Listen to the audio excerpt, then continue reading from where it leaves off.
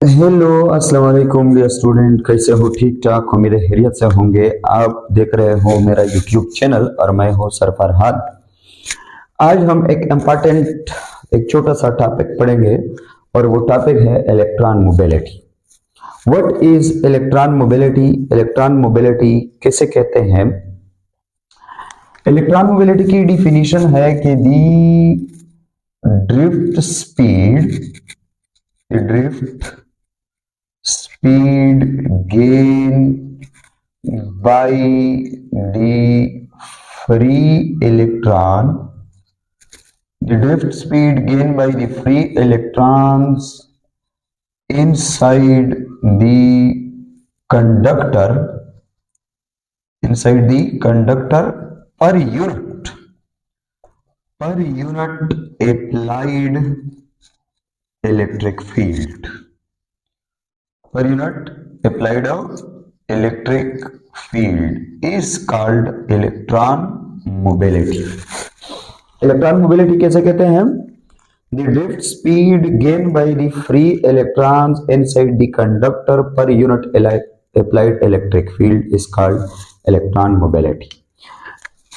इसका मतलब यह हुआ कि लेट सपोज आपके पास एक कंडक्टर है और इस कंडक्टर के अक्रॉस आप इलेक्ट्रिक फील्ड को अप्लाई करते हो। इलेक्ट्रिक फील्ड अप्लाई का मतलब कि हमने वोल्टेज अप्लाई किया है और इस वोल्टेज के थ्रू हमने यहाँ पे इलेक्ट्रिक फील्ड अप्लाई किया है। इलेक्ट्रिक फील्ड ई को हमने अप्लाई किया। अब ये कितना इलेक्ट्रिक फील्ड आपने अप्लाई किया? Unit electric field. मतलब ये हुआ कि आपने 1 Newton per coulomb electric field apply किया। तो आप लोगों को ऑलरेडी पता है कि जब आप किसी कंडक्टर पर से इलेक्ट्रिक फील्ड को अप्लाई करते हो तो फ्री इलेक्ट्रॉन जो है वो नेट फोर्स एक्सपीरियंस करता है और फिर जो है फ्री इलेक्ट्रॉन एक एवरेज कांस्टेंट स्पीड को गेन करता है और उसको ड्रिफ्ट स्पीड कहते हैं। जब आप किसी conductor per unit electric field को अप्लाई करते हो तो यूनिट इलेक्ट्रिक फील्ड के अप्लाई होने से ये इलेक्ट्रॉन जितना ड्रिफ्ट स्पीड गेन करता है इसको कहते हैं इलेक्ट्रॉन मोबिलिटी। इलेक्ट्रॉन मोबिलिटी को हम म्यू ई से डिनोट करते हैं। म्यू मतलब मोबिलिटी, ये मतलब इलेक्ट्रॉन मोबिलिटी म्यू ई जो है ये वी डी डिवाइडेड बाई ई के बराबर है। वी डी डिवाइडेड बाई ई। ये ई क्या है? इलेक्ट्रिक फील्ड इंटेंसिटी है और वी डी ड्रिफ्ट स्पीड है। तो the drift speed gain by the free electron inside the conductor per unit applied electric field is called electron mobility, free electron mobility. Unit का मतलब यह है कि यहां पे आपने 1 Newton per coulomb electric field apply किया है। ये यूनिट का मतलब ये भी हो सकता है कि लेट सपोज आपने यहाँ पे जो है इलेक्ट्रिक फील्ड को अप्लाई किया 4 न्यूटन पर कूलम और फ्री इलेक्ट्रॉन ने ड्रिफ्ट स्पीड गेन किया 2 metre per second drift speed gain किया और 4 न्यूटन पर कूलम आपने इलेक्ट्रिक फील्ड को अप्लाई किया। तो मोबिलिटी कितना हो जाएगा? Mobility will be equal to drift speed जो है वो कितना है? 2 metre per second divided by 4 newton per coulomb. तो ये कितना आ जाएगा? ये 0.5 आता है। 1/2 0.5 कूलम इनवर्स। सॉरी, यहाँ पे यूनिट लेके यूनिट बाद में हम जो है वो कैलकुलेट करेंगे, निकालेंगे कि यूनिट क्या होता है। लेकिन 0.5 यूनिट हुआ, 0.5 यूनिट इलेक्ट्रॉन मोबिलिटी हुआ। तो मतलब ये हुआ कि अगर आप यूनिट का मतलब ये नहीं है कि हर ऑलवेज आपने 1 Newton per coulomb electric field को अप्लाई करना है। जितना भी इलेक्ट्रिक फील्ड को अप्लाई करेंगे, लेकिन जब आप उस इलेक्ट्रिक फील्ड को ड्रिफ्ट स्पीड पर तकसीम करेंगे तो वो यूनिट बन जाएगा। इसका मतलब यह हो। इस इक्वेशन में अगर आप देखें तो हम लिख सकते हैं कि जो म्यू ई है और जो ड्रिफ्ट स्पीड है ये आपस में डायरेक्टली प्रोपोर्शनलिटी में है। मतलब कि unit electric field per unit electric field पर जिस कंडक्टर में यूनिट इलेक्ट्रिक फील्ड को अप्लाई करने पर फ्री इलेक्ट्रॉन जितना ज्यादा ड्रिफ्ट स्पीड को गेन करता है, इसका मतलब यह है कि इस कंडक्टर में फ्री इलेक्ट्रॉन की जो मोबिलिटी है वो ज्यादा है। या आप इस तरह भी जो है कह सकते हो कि जिस कंडक्टर में फ्री इलेक्ट्रॉन की जो मोबिलिटी है वो ज्यादा हो, तो उस कंडक्टर में यूनिट इलेक्ट्रिक फील्ड को अप्लाई करने पर उस कंडक्टर में फ्री इलेक्ट्रॉन की जो ड्रिफ्ट स्पीड होगा वो भी ज्यादा होगा। तो मतलब यह हुआ कि जो ड्रिफ्ट स्पीड है, इलेक्ट्रॉन की जो ड्रिफ्ट स्पीड है वो फ्री इलेक्ट्रॉन की मोबिलिटी पर डिपेंड करता है, और फ्री इलेक्ट्रॉन मोबिलिटी जो है वो नेचर ऑफ द कंडक्टर पर डिपेंड करता है। तो मतलब कि आपके पास डिफरेंट कंडक्टर है, लेकिन इसमें कुछ कंडक्टर गुड कंडक्टर होते हैं, कुछ थोड़ा सा बैड कंडक्टर होते हैं इलेक्ट्रिसिटी के लिए। तो वो डिपेंड करता है ड्रिफ्ट स्पीड पर, और ड्रिफ्ट स्पीड डिपेंड करता है इलेक्ट्रॉन मोबिलिटी पर। अगर आपकी जो इलेक्ट्रॉन मोबिलिटी है, फ्री इलेक्ट्रॉन मोबिलिटी जिस कंडक्टर में ज्यादा है, तो इसका मतलब कि यूनिट इलेक्ट्रिक फील्ड को अप्लाई करने पर इस कंडक्टर में जो फ्री इलेक्ट्रॉन होते हैं वो ड्रिफ्ट स्पीड को ज्यादा गेन करेंगे। और आपको पता है कि जो करंट आई होता है, आई ये N E A N to V D के बराबर है। I is equal to N E A N to V D, और आप यहां से लिख सकते हैं कि I is directly proportion to VD। जो इलेक्ट्रिक करंट होता है किसी भी कंडक्टर में वो ड्रिफ्ट स्पीड के साथ डायरेक्टली प्रोपोर्शनलिटी में है, और ड्रिफ्ट स्पीड जो है वो इलेक्ट्रॉन मोबिलिटी के साथ डायरेक्ट में है। तो हम लिख सकते हैं कि I is also direct proportionality into with the electron mobility. तो मतलब यह हुआ कि जिस कंडक्टर की फ्री इलेक्ट्रॉन मोबिलिटी ज्यादा होगी उस कंडक्टर में फ्री इलेक्ट्रॉन की ड्रिफ्ट स्पीड ज्यादा होगा, और ड्रिफ्ट स्पीड के ज्यादा होने से उस कंडक्टर में जो है करंट फ्लो जो है वो ज्यादा होगा, मतलब वो गुड कंडक्टर कहलाएगा। जैसे कि कॉपर और एल्यूमिनियम की अगर आप जो है इसको देखें तो copper is the good conductor as compare to aluminium. क्योंकि कॉपर में जो है उसमें करंट ज्यादा फ्लो कर रहा होता है फ्री यूनिट इलेक्ट्रिक फील्ड को अप्लाई करने पर as compare to aluminium.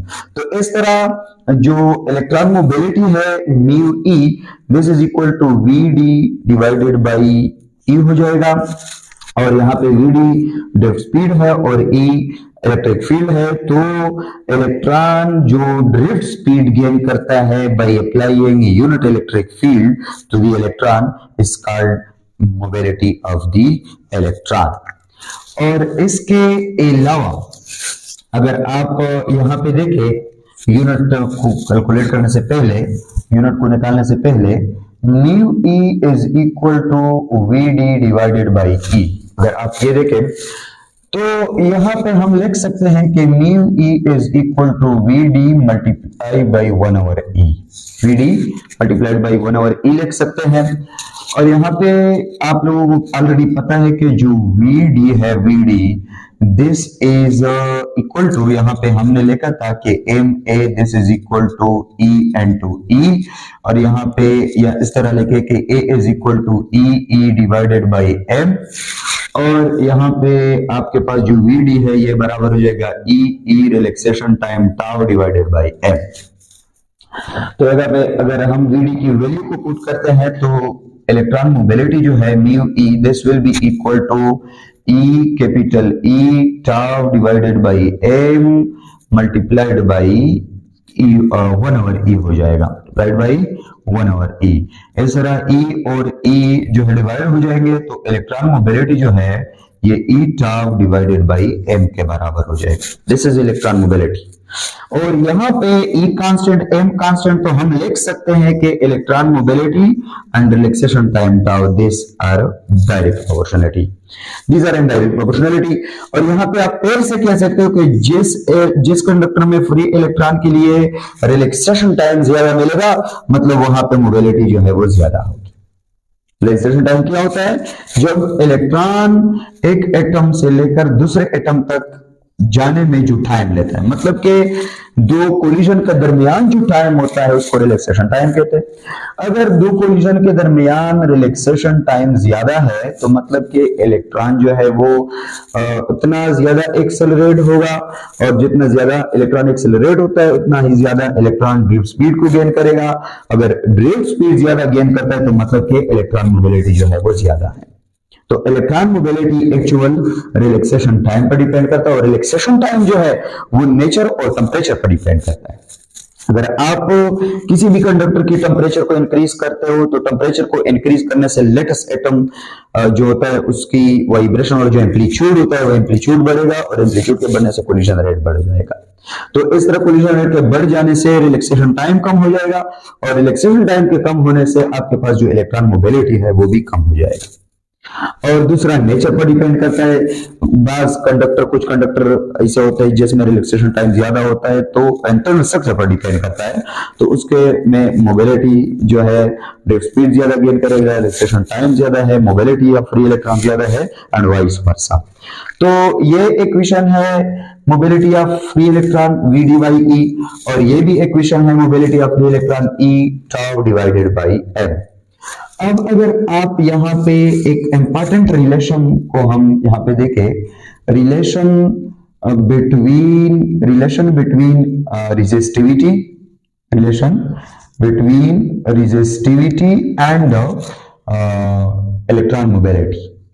Mobility और रेजिस्टिविटी के दरमियान अगर हम रिलेशन को देखें तो आपने ऑलरेडी पढ़ा है कि जो करंट है ये NEA इनटू VD के बराबर है और यहां पे हम लिख सकते हैं कि I by A this is equal to NE into VD। I by A this is equal to NE into VD और VD जो है आप यहां से VD निकाल सकते हो।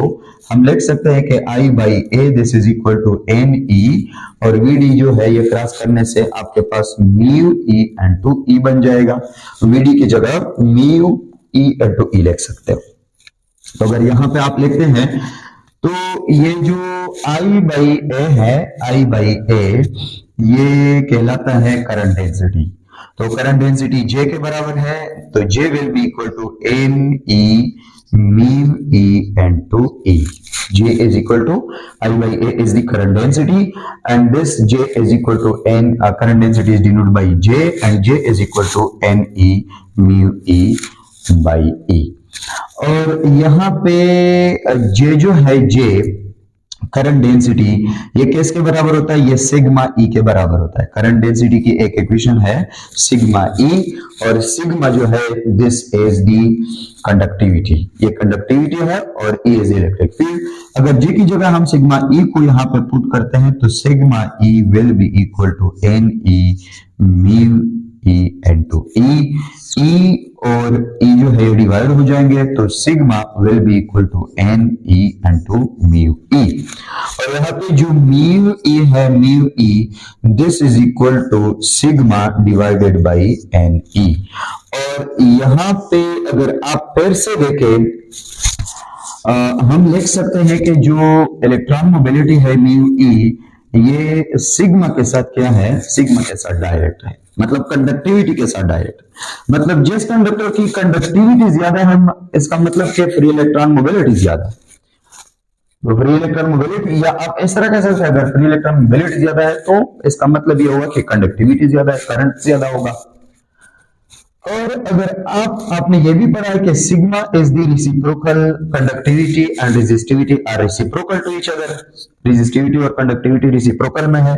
तो अगर आप सिग्मा की जगह 1 ओवर रो पुट करते हैं तो mu E this will be equal to 1 divided by rho N E, 1 divided by rho N E. और यहां पे अगर आप देखें तो लिख सकते हो आपके mu E this is inversely proportion to rho, मतलब कि रेजिस्टिविटी और फ्री इलेक्ट्रॉन मोबिलिटी ये एक दूसरे के साथ क्या है, इनवर्स है। अगर आपकी कंडक्टर की रेजिस्टिविटी ज्यादा है तो इसका मतलब यह है कि फ्री इलेक्ट्रॉन मोबिलिटी इसमें कम है। अगर आपकी कंडक्टर की रेजिस्टिविटी कम है तो मतलब ये हुआ कि फ्री इलेक्ट्रॉन की जो मोबिलिटी है वो ज्यादा है। तो this is the relation between resistivity and free electron mobility. Okay, thank you.